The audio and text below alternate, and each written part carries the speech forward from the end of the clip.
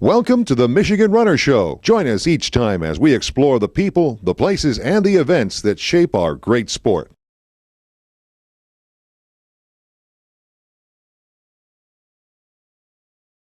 The Paralympic Games will spotlight the inspiring journeys and triumphs of 4,400 athletes, each with stories that speak volumes of courage, perseverance, and exceptional talent.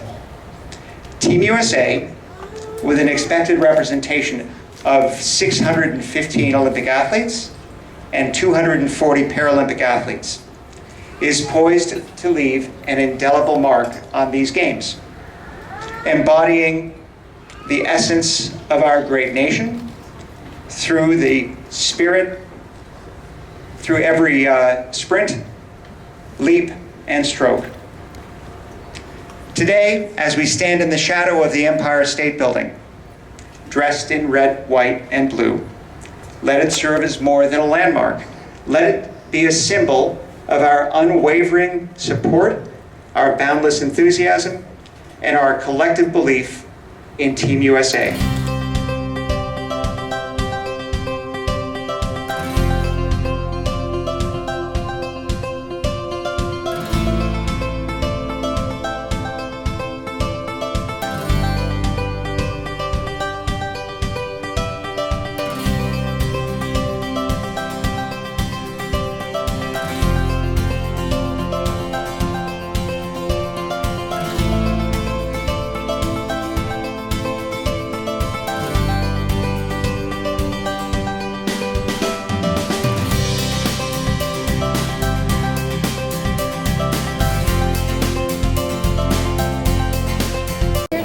Summit, you didn't have to be here.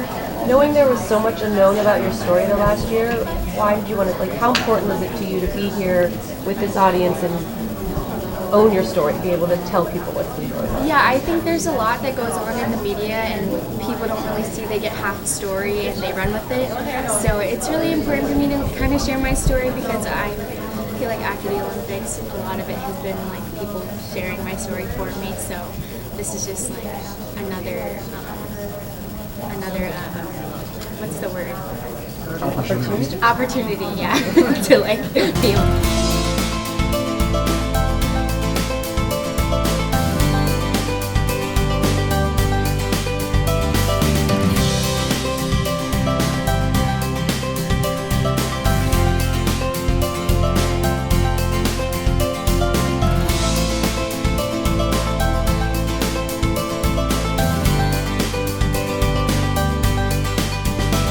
How have you tried to bring the winning success you had you to the national team? Like, what things are you trying to instill culture-wise? Just in at training camps, every turn counts, every landing counts. People always ask, how do you stick so much? And it's in the gym. Every single landing I do, I try and stick, even if I'm just hopping off the block. So it's like small habits I try and bring to the national team. It's making sure that these guys understand that it's okay to have an uncomfortable conversation with each other. Before Worlds, actually, we had to make lineup discussions, and there was some lineups that we weren't really sure about with their start scores, what skills that they were chucking. So I decided, guys, let's all get in the room, and I spoke out first. I said, guys, I'm gonna let you know I'm super nervous. I'm nervous in a good way, but I also want us to be able to talk about these lineups, get to know our mindsets, so we truly can click tomorrow at the meet. And I think it showed all of them that sometimes having those discussions that feel uncomfortable are very important, but if you bring it in a positive way, it makes it really easy.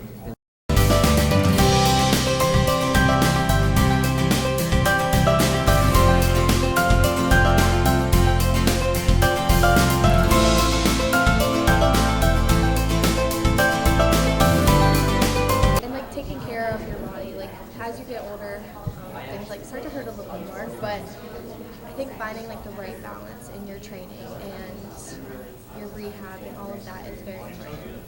What do you think you learned from competing in today? How do you take the experience of that to make yourself a better race? I would say something that I took from NCAA would be think it really helped my confidence. Just going in, doing the same routines week after week. You know, the crowds were big. It was noisy in there. It was loud. So it really taught me to focus on myself while I'm competing. Stay in the moment, in the present, and just focus on each skill. Another thing would be just like taking care of my body. I'm not saying I didn't do that before, but like they really emphasize it. And so being able to do that and like learn exactly how I can, I was able to take that back home and help my body now, which has been really good.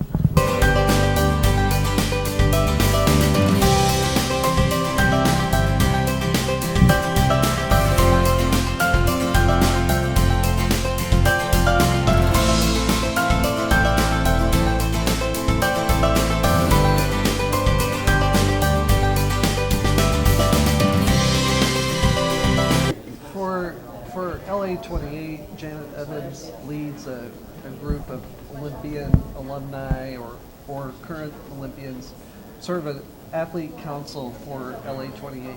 To what extent have you engaged with that group, or if you haven't, to what extent are you interested in engaging with that group? I haven't engaged with them too much, but I am interested in engaging with them, especially moving forward. Firstly, because I want to stay for the next cycle as well.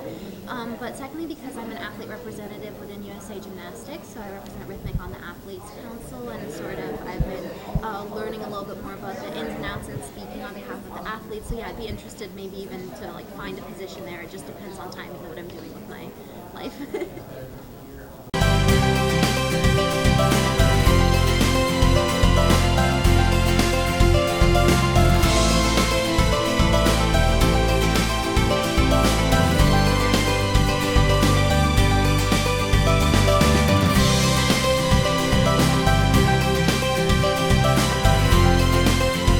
That's the best news. That's the best news. I'm excited to cover the Paralympics. Actually, I couldn't see you follow you. Yeah, absolutely. You talked to Wilbur and Sarah Lieberman. Yeah, I remember that. Yeah, You guys are really funny, which I sense that. I appreciate it. But I wanted to ask you about one thing we're doing is we're actually putting together a Paralympic workout. Okay, cool. Putting together for Olympic, here's how we put it out. Here's what the Okay, sure. So I was wondering if you were interested in participating. Yeah, potentially, absolutely, yeah. Yeah, reach out to my team 100%. That'll be exciting. Still waiting for that Paralympic. Yeah, exactly. I just think it's an interesting story, and I want to follow it and write about it. I appreciate it. I just want to like introduce myself. Thank you for introducing yourself. That's awesome.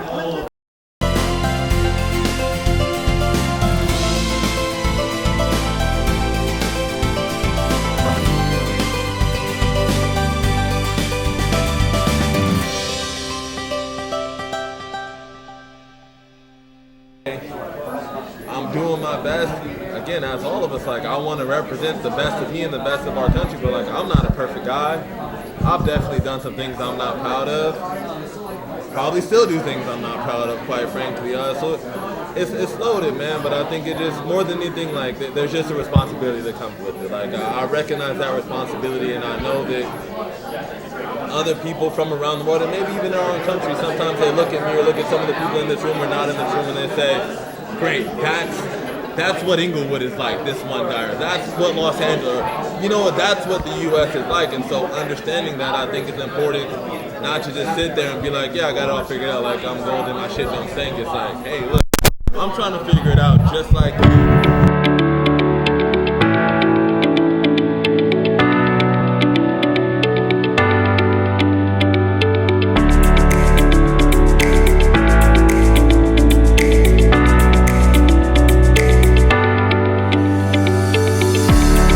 First seated thrower in history to throw at the Drake Relays. They're finally opening it up and adapting their able-bodied meet to accommodate to some Paralympic athletes. And this year they were opening it up and invited me to do seated throws.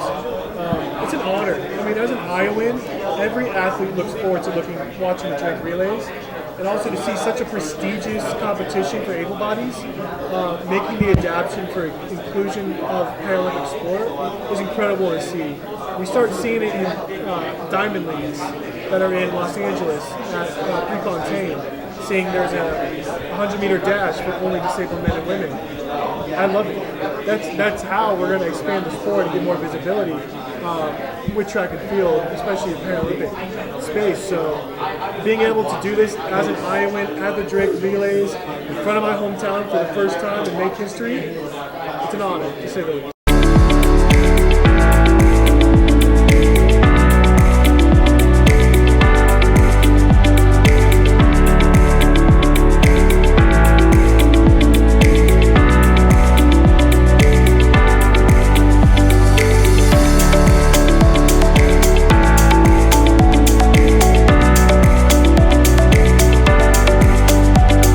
Wheelchair basketball was actually created and founded on the University of Illinois campus for World War II veterans coming back from the war to help them acclimate back into society. So one of the reasons why I wanted to go there was because I felt a rich sense of like connection to the history, that this is where my passion was started, and I wanted to be a part of that history. But like you said, I learned what it means to be a Team USA athlete in college. I learned what it means to be an adult, how much time and energy goes into chasing down your passions in your profession. And those are like kind of the formative years for me personally, was at ULI.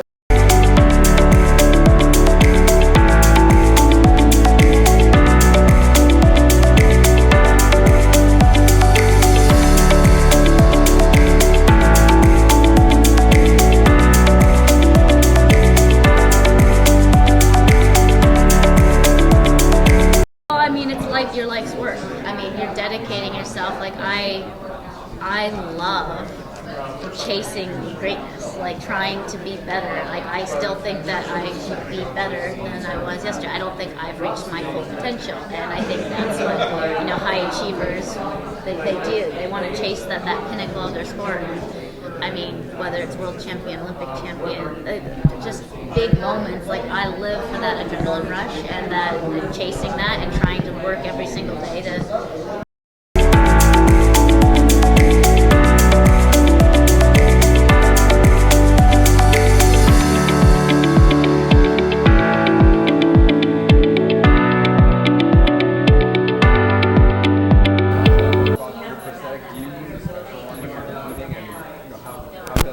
Nope, I don't use a special one. It's my everyday prosthetic that I wear. However, we do weigh in without prosthetic. And all athletes weigh in without prosthetics. So it's not a special one at all. It's just the one I wear every day. And because getting on the platform, they have a runway that you have to walk up to get on the platform and then walk off. And if I wear my backup legs and stuff, I'm falling down all day. So.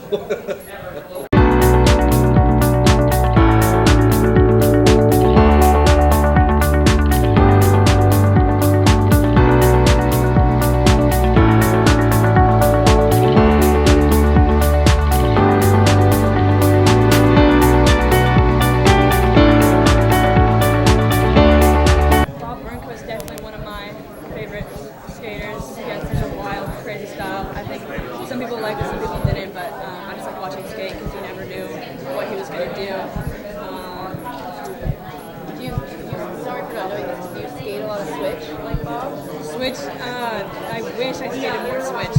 I can do like switch blunts and things like that, but I definitely need to get, if I want to skate more like Bob, I gotta start skating switch more.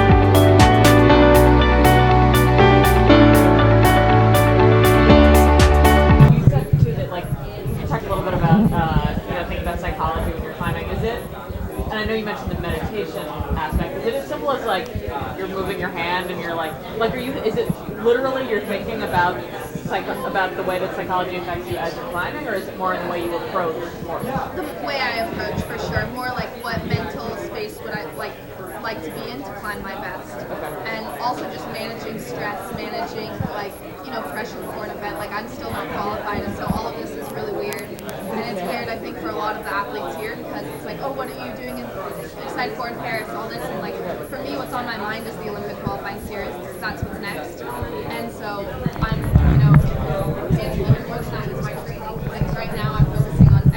showing up and giving everything I have to the training so that when I get to the OQS, like, I have no doubts, no fears, and even like whatever happens, like I wouldn't regret. I have no regrets because I put everything in. So I think learning all that through psychology of like how am I going to walk away the happiest and feeling the best of myself. And for me, that's just focusing on the journey and believing that I'm doing everything I can to be where I want to be. But at the end of the day, like what's going to make me happy is exactly that. You know, I can't control the outcomes. So if I'm happy with like who I am now and how I'm showing up, then that's a success.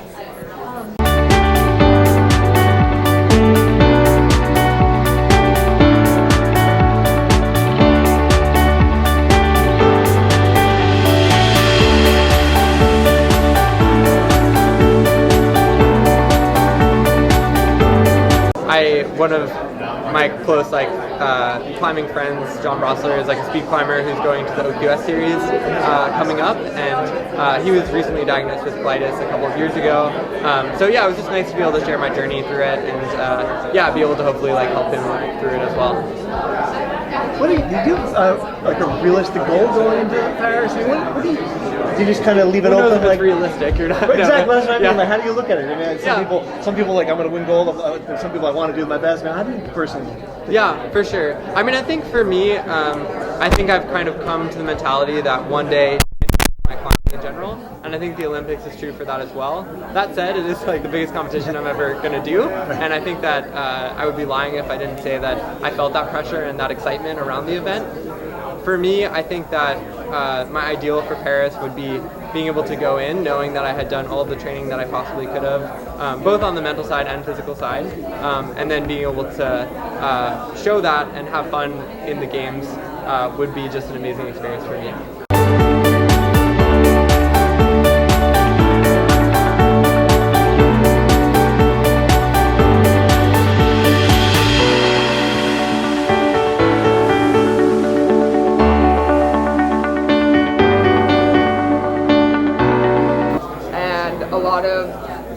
A lot of women in our program are fresh out of college, and living in California is hard financially. And we just don't have.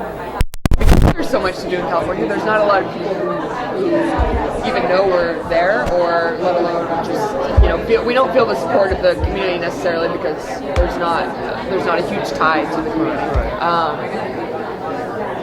But the gym that we're in, it's not air conditioned, so in the summers when it's hot and it's 80, 85 degrees in there, it can get tough, and I think that surprises a lot of people about our men's and women's indoor programs that we train in the facility that we do. We share it with a basketball kind of league, and they run some volleyball tournaments out of it too. So.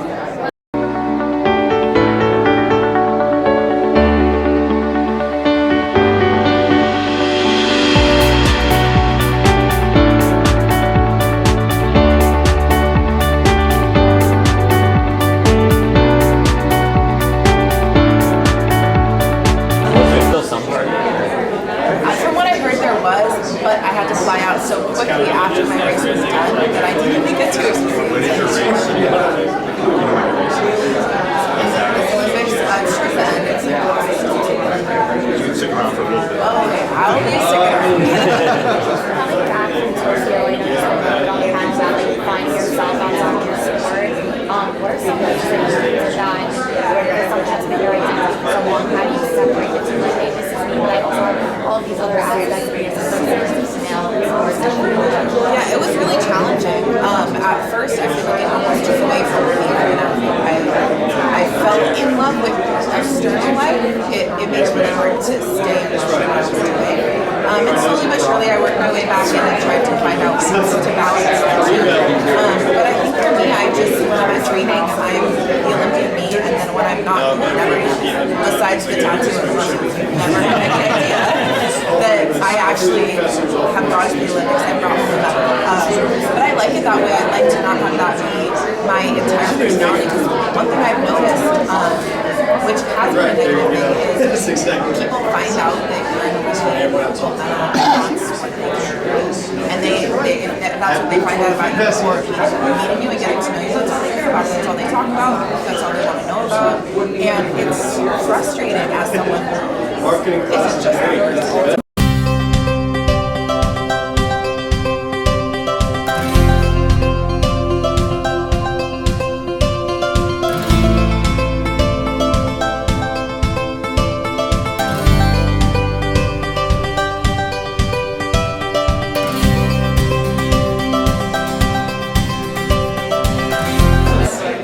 I think a lot of Paralympians come on to it as like a lot of us have some type of struggle because we have a disability, and there's also the other part of it which I like to kind of touch on, people who have acquired disabilities, because that is something that I won't ever experience. I've had cerebral palsy since I was born, so I don't know what it's like to not live with that, but I know for some people that have acquired injuries, whether it's limb loss or becoming paralyzed, that's a whole different realm because, you know, and I'm sure a lot of those athletes use their platform to share about the Paralympics itself, because what happens is a lot of people that are the first point of contact for people that have acquired injuries, like physical therapists, doctors, occupational therapists, all those things that happen when you get an injury, they don't even know about the Paralympics. And so you have someone come in who just lost their leg, and they used to be track runner at their college, and now they don't think that there's anything for them. And now these doctors, physical therapists, occupational therapists don't know what they think they feel like they don't have something to do. So I think that's another part of it, is just like on my platform, and especially in person too, I'm very like hyper aware of constantly like using the correct terms. If I'm referring to like a medal, my medal is not an Olympic medal, my medal is a Paralympic medal. I did not go to the Olympic Games, I went to the Paralympic Games, you know, like I'll correct media if they say it wrong. I like my teammates, if I'm like, you posting and you posted an Olympic, not an Olympic. And it's not because, like what I get most often is if I'm with somebody who's in acquaintance and they introduce me, oh, this is Jaylene, this is my friend Jaylene, she's an Olympian. I'm not an Olympian, I'm a Paralympian. Oh no, it's okay, it's the same thing, like it's not, like it's still, like it's the same thing, and I'm like, I'm not taking away from what we do, because Paralympics, that's what para is equal to the Olympics, it's just different.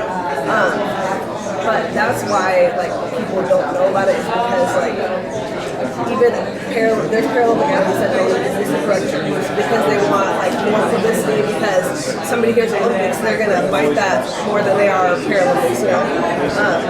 But it's not helping. It's not helping the progression of the movement, because we're allowing people to just have misconceptions.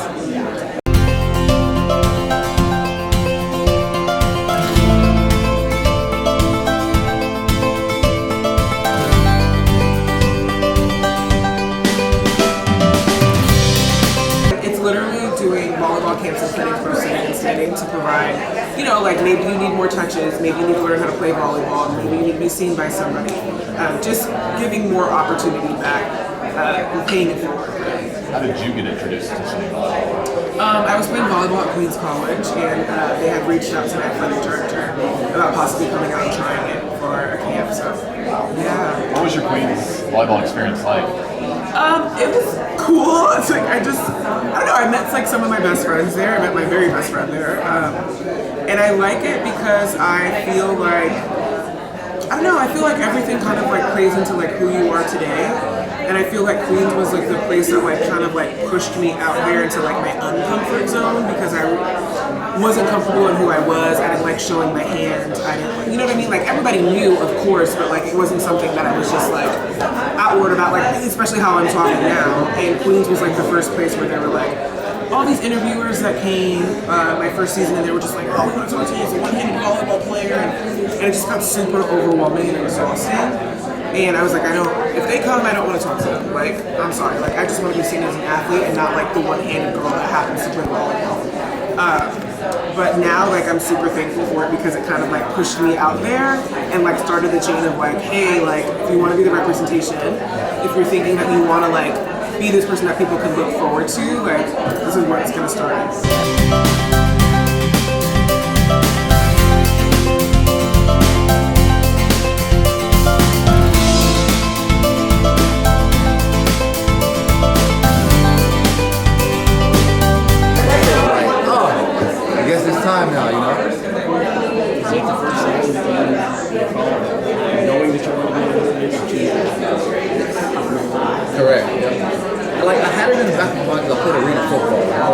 said it to myself though, like, I never played arena football because it wasn't real to me. It was so fake. You play inside this small little space, you know. But I was told like, hey, if you want a chance back in the NFL, you should go get film and play it. And I'm like, all right, I'll do it. So after my first year, it didn't go well. I actually injured my ankle. I ended up running into the wall, looking up, jamming into the wall. It was crazy because an agent told me, don't go play it. It's like, you're only going to beat yourself up. I'm like, I got to. So then the second year, I told my guy who introduced me to rugby, I'm like, listen, man, I'm giving this football thing one more go around. If it doesn't work, I want to go play rugby. But I don't know where to go, so I need to pass.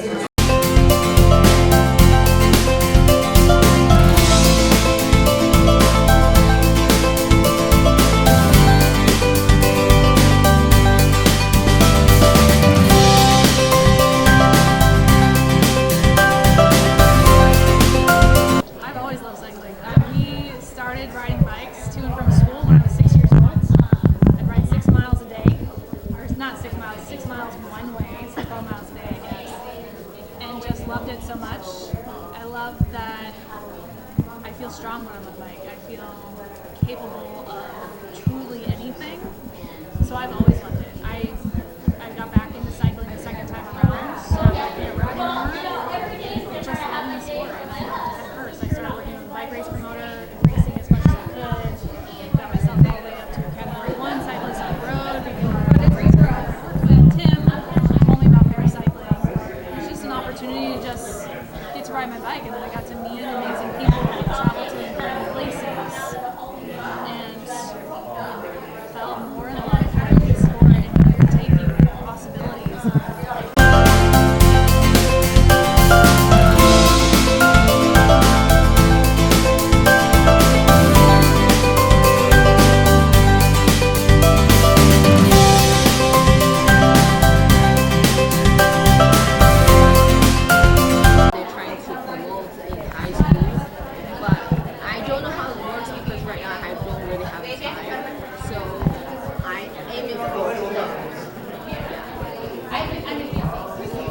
David, I'm just curious, is there anything specifically when it comes to pregame songs that you listen to? Is there anything that you tend to, like a genre in particular, something you listen to before you go out? I'm listening the anime song. Okay. Yeah, what song? Anime, like song, yeah, from